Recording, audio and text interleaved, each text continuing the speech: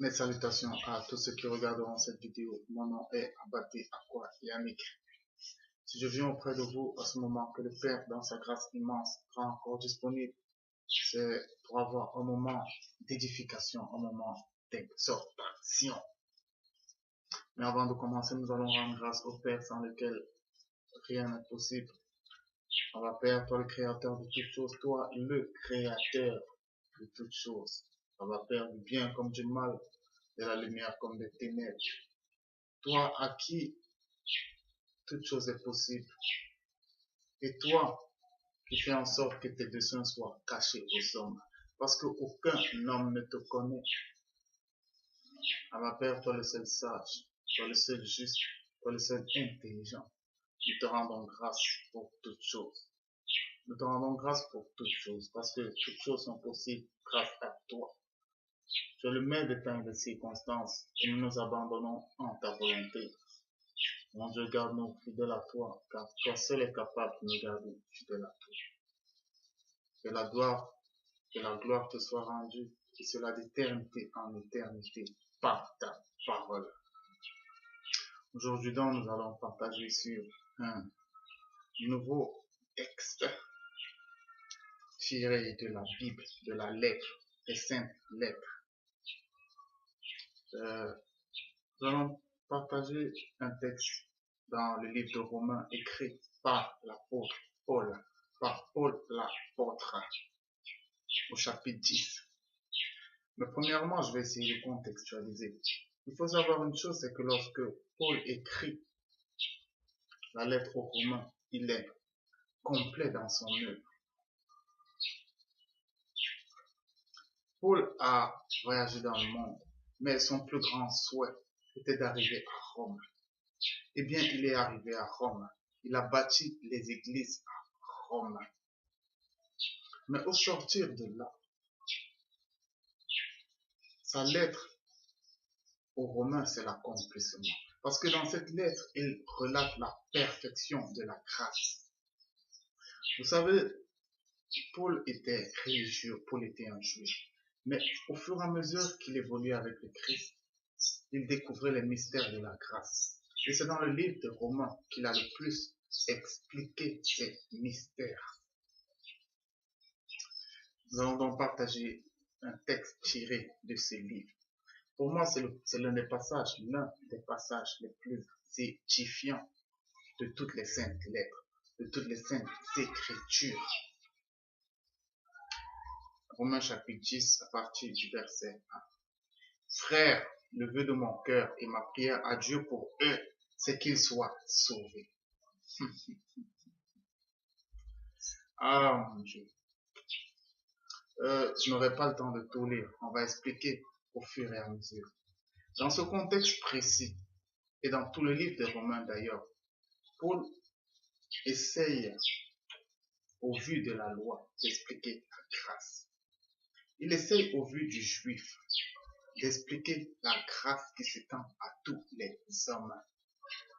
Dans ce passage, il parle premièrement du juif. Je vous ai dit dans une autre exhortation, vous savez, ce que je dis est imparfait. Prenez ce qui est bon. Prenez ce que votre cœur conçoit comme bon.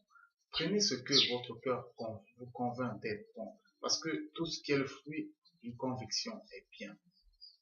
Ne faites pas les choses par suivisme. Ne vous limitez pas à la chair, mais sondez l'esprit. Sondez l'esprit de la personne.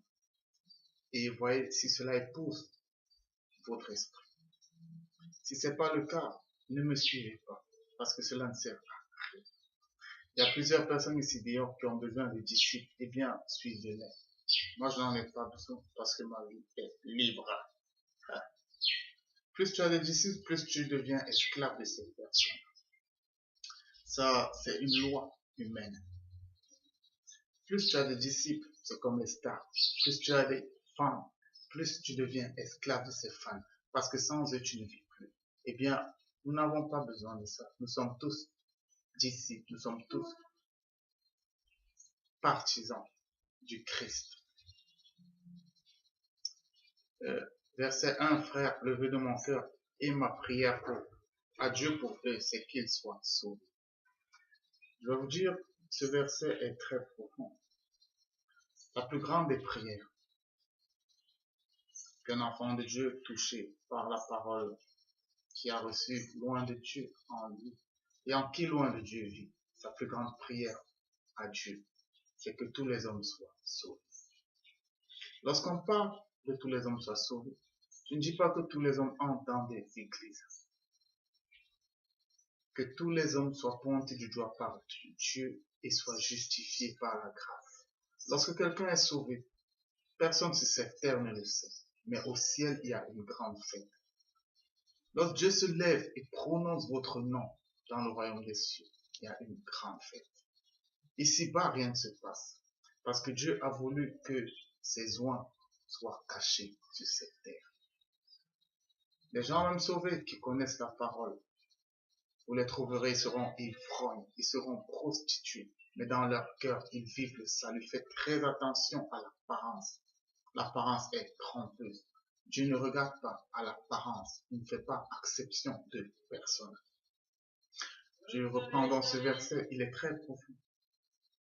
Le véritable enfant de Dieu arrête de prier pour que Dieu frappe le méchant. Il arrête de prier pour que les guerres cessent. Il arrête de prier pour les choses charnelles, pour les choses terrestres. Mais tout son feu, c'est que tous les hommes soient sauvés. Parce que là, il entre par l'Esprit et communie avec le dessein parfait de Dieu. Et le dessein parfait de Dieu, depuis les temps premiers, c'est que tous les hommes soient sauvés. Par la loi, les hommes ont été séparés de Dieu, par la connaissance du bien et du mal. Mais par Christ, tous les hommes ont la possibilité d'être sauvés. Mais ça ne dépend pas de l'homme, ça dépend de Dieu, parce que c'est Dieu qui sauve. Verset 2, je leur rends le témoignage qu'ils ont du zèle pour Dieu, mais sans intelligence. Ne connaissant pas la justice de Dieu et cherchant à établir leur propre justice, ils ne se sont pas soumis à la justice de Dieu. Je vais m'arrêter là. Verset 2 et verset 3, c'est beau la parole. C'est beau la parole. Parce que la parole vous ouvre les yeux sur la lettre. Ces passages peuvent être interprétés différemment. Je ne juge pas ceux qui les interprètent différemment de moi, parce que c'est ce que Dieu a voulu pour eux. Gloire au Père. Mais je vais vous dire ce que moi, je vois par la même parole qui vous habite. Parce que la parole habite toute personne. Même Lucifer est habité par la parole. C'est la parole qui diligente le monde et qui écrit l'histoire selon le dessein de Dieu. Il n'y a pas de force contre la parole. Aucun homme ne change. Si bien même vous changez en un jour, c'est grâce à la parole. Parce que la parole, c'est le Seigneur. Exemple de Paul. Je leur rends le témoignage qu'ils ont du zèle pour Dieu. Lorsque vous voyez ces Boko Haram égorgés, ils disent que c'est pour Dieu qu'ils le font. Lorsque vous voyez des gens aller en guerre, ils disent que c'est au nom de Dieu. Lorsque vous voyez des gens qui refusent de donner du sang, et par conséquent des gens meurent, des gens même de leur famille, ils disent que ce sont les prescriptions de Dieu. Lorsque vous voyez des gens s'éloigner de leur famille, ils disent que ce sont des prescriptions de Dieu. Lorsque vous voyez des gens aller donner des offrandes à des hommes de Dieu et laisser leur père, leur mère mourir, ils disent que c'est pour Dieu. Alors que le Christ lui-même a dit, vous dites que telle chose est corpante, vous laissez vos parents dans la souffrance. Eh bien, sachez que Dieu ne prend pas plaisir aux sacrifices ni aux offrandes, mais il prend plaisir à la générosité, à la charité. Soyez religieux comme vous voulez. Vous avez du zèle. Vous êtes tout le temps à l'église. Vous êtes dans les groupes de chorale. Vous faites ces choses, vous avez du zèle pour Dieu. Et c'est ça que Paul dit. Les religieux, le juif.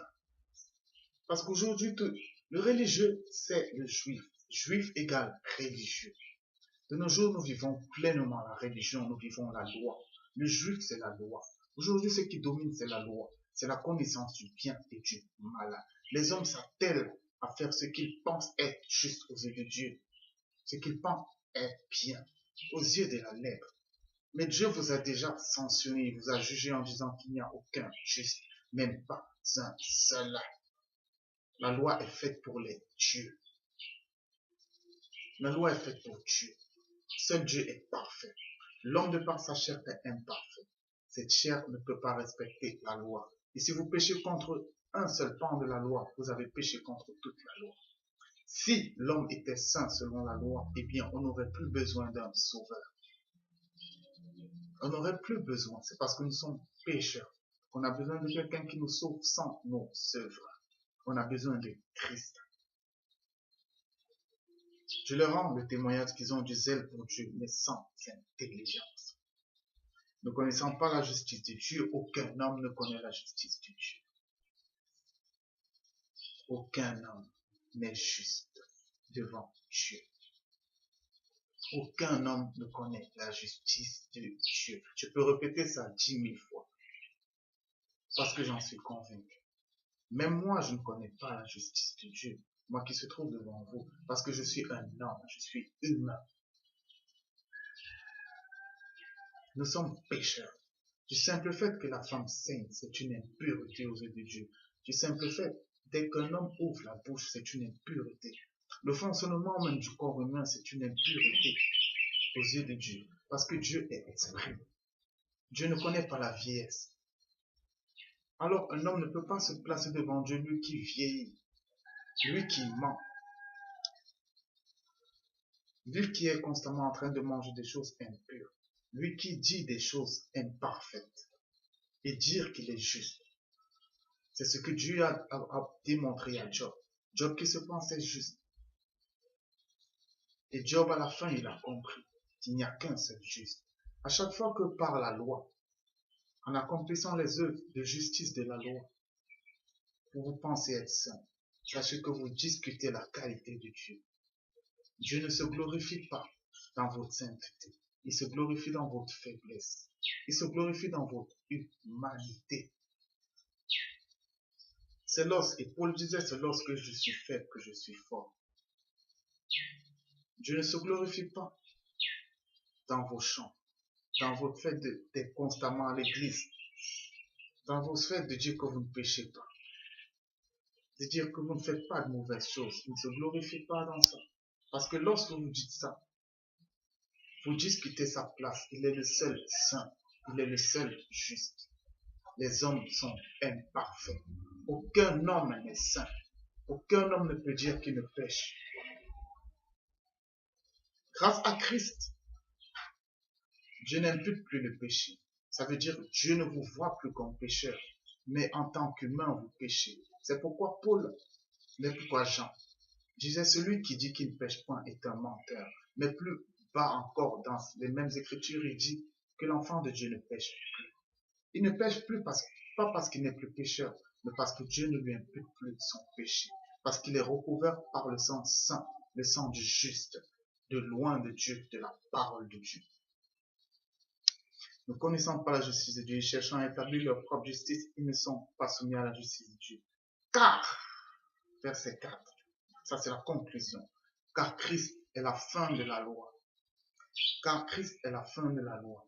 Pour la justification de tous ceux qui croient. Pas la justification du parti, la justification de tous ceux qui croient. Car Christ est la fin. On dit que la loi n'est pas abolie, et c'est vrai. La loi n'est pas abolie tant que nous vivons sur cette terre. Sachez que même notre corps humain fonctionne par une loi. C'est par la loi que ce corps fonctionne. Il y a une loi de la mort. Ce corps a une programmation qui fait en sorte qu'à un certain temps, il meurt. Ce corps a une programmation pour marcher. Ce corps est en communion avec les astres. Il y a une loi pour parler. Il y a une loi pour manger. Il y a une loi pour faire l'amour. Nous vivons par la loi. Et maintenant, nous sommes dans un monde qui vit également par la loi. Vous ne pouvez pas voler et on vous laisse. Il y a une loi qui est protégé par des institutions. Et c'est pourquoi les rois sont agréés de Dieu, parce que toute autorité vient de Dieu. Dieu a permis que les hommes vivent en paix et dans l'ordre dans ce monde. Ça veut dire que la loi n'est pas abolie, mais dans le spirituel. La loi ne sauve plus. Ce qui sauve, c'est la grâce. Parce que le Christ a ouvert la porte de la grâce. Mais sachez une chose, c'est que la grâce n'est pas plus grande que le Père. La grâce a un temps. Mais le Père est le maître du temps et des circonstances. Nous sommes dans un temps. Mais après ce temps viendra un autre temps. Et après l'autre temps viendra un autre temps. Et c'est comme ça que les choses iront. Il n'y a pas de fin. Le Père n'a pas de fin. Et son histoire n'a pas de fin. La lettre s'est arrêtée après le jugement. Mais sachez que l'histoire continue. Il y aura un autre temps après cela. Nous n'aurons plus nos enveloppes charnelles comme nous les savons. Nous serons semblables aux anges. Mais il y aura un temps. Il n'y a pas de fin. Christ est la fin de la loi pour ceux qui croient. En effet, Moïse définit ainsi la justice qui vient de la loi. L'homme qui mettra ces choses en pratique vivra par elle. Et ça, c'est vrai.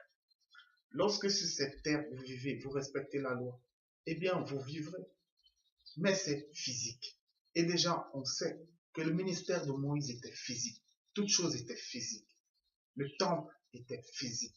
Mais avec Christ, le temple devient spirituel. Le temple, c'est le cœur de l'homme. Mais avec Moïse, le temple était physique. Ça, la justice qui vient de la loi, selon Moïse, elle est physique. Et dans la religion, les choses sont physiques. La justice qui vient de la loi, selon les hommes, fera en sorte que les hommes vous verront bien. Vous serez en santé, c'est sûr. Si vous vous abstenez de certaines choses, vous serez en santé. Ça, c'est la loi physique. C'est la loi pour les choses physiques. Lorsque vous chassez les démons, c'est physique. Ça n'a rien de spirituel, ça ne garantit pas le salut. Lorsque vous prophétisez, c'est pour des choses physiques, ça ne garantit pas le salut. Mais voilà, voici comment parle la justice qui vient de la foi. Le juste selon la foi. Ne dis pas en ton cœur qui montera au ciel, c'est en faire descendre Christ. Ou qui descendra dans l'abîme, c'est faire remonter Christ d'entre les morts. Que dit-elle donc? La parole est près de toi, dans ta bouche et dans ton cœur. Or, c'est la parole de la foi que nous prêchons. Oh mon Dieu, béni sois-tu. Béni sois-tu. Je vais m'arrêter là parce que c'est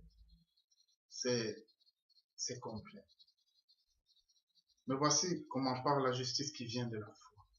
Ne dis pas en ton cœur qui montera au ciel, qui descendra du ciel. Lorsque vous voyez un ivrogne, lorsque vous voyez un homosexuel, lorsque vous voyez un pédophile, la première des choses que les gens disent, de par le caractère religieux que nous avons tous, c'est qu'on le juge. Et on dit, celui-ci, il ira en enfer. Lorsque vous voyez un bébé nouveau-né qui n'a pas été baptisé, lorsqu'il meurt nouveau-né, on dit, il est mort avec ses péchés, il ira en enfer. Faites très attention. La justice de la foi ne juge de rien. La justice de la foi, et c'est Paul, inspiré de l'Esprit, qui le dit. Ne dis pas qui va monter au ciel ou qui va descendre dans l'abîme. Ça ne t'incombe pas. Ça ne t'incombe pas. Tu n'es pas juge. Il n'y a qu'un seul juge. Qu'un seul juge, et c'est Dieu. À chaque fois que tu essaieras de t'arroger les qualités de Dieu, tu te feras Satan. Il n'y a qu'un seul juge. Regarde l'homosexuel et aime-le. Il peut être homosexuel, mais il est sauvé par Dieu. Mais il vit la grâce de Dieu dans son cœur. Faites très attention aux apparences. Fais très attention. La parole est près de toi, dans ta bouche et dans ton cœur. Tout se passe dans le cœur. Suivez la conviction de vos cœurs. Ne suivez pas la conviction des hommes. Ne suivez pas les lois des hommes. Suivez votre cœur. Que Dieu dans sa grande miséricorde, nous permette d'écouter pleinement la conviction de nos cœurs et laisser le monde. Si tu confesses de ta bouche le Seigneur Jésus, et si tu crois dans ton cœur que Dieu l'a ressuscité des morts, tu seras sauvé. Car c'est en croyant du cœur qu'on parvient à la justice, et c'est en confessant de la bouche qu'on parvient au salut. Selon ce que dit l'Écriture, quiconque croit en lui ne sera point confus. C'est en croyant du cœur. J'en ai fini avec cet enseignement. Suivez votre cœur. Ne suivez pas les hommes. Ne faites pas des hommes des dieux. Suivez votre cœur. Sachez que tout ce qui vous arrive est poussé par le maître de temps et les circonstances, ça veut dire par le Père. Si votre femme vous trompe, c'est la volonté de Dieu que ça se passe ainsi. Ne regardez pas votre femme, mais glorifiez Dieu parce qu'il est le maître des temps et des circonstances. Si cela arrive, c'est pour une bonne raison. Nous sommes tous des objets. Nous sommes des poupées dans le grand théâtre de Dieu. Ne regardez pas la poupée, mais regardez au tireur de ficelle. Cette femme-là, vous ne savez pas, elle n'a pas pu contrôler ses sentiments avec cet autre homme. Faites très attention. C'est pas elle qui met les désirs en elle. C'est pas elle qui met le vouloir et le faire parce que là, l'Écriture dit que c'est Dieu qui met en l'homme le vouloir et le faire. Faites très attention. Ne regardez pas, mais regardez au Père. Donc vous vous mettrez à regarder au Père lorsqu'il vous convaincra de cela dans votre cœur. Eh bien, vous ne jugerez plus. Et où il n'y a plus jugement, il y a pardon sans effort. Parce que c'est parce qu'on juge qu'on a de la peine à pardonner. On a la peine à aimer. Parce qu'on juge de tout. J'en ai fini avec cette exhortation. J'espère qu'elle vous édifiera à la mesure du possible selon la grâce de Dieu. Soyons toujours joyeux. Vivons libres. Ne regardons pas au monde, mais regardons à notre cœur. Parce que c'est dans le cœur que se trouve la parole. La parole est près de nous, dans notre cœur. Gloire à Dieu. Shalom.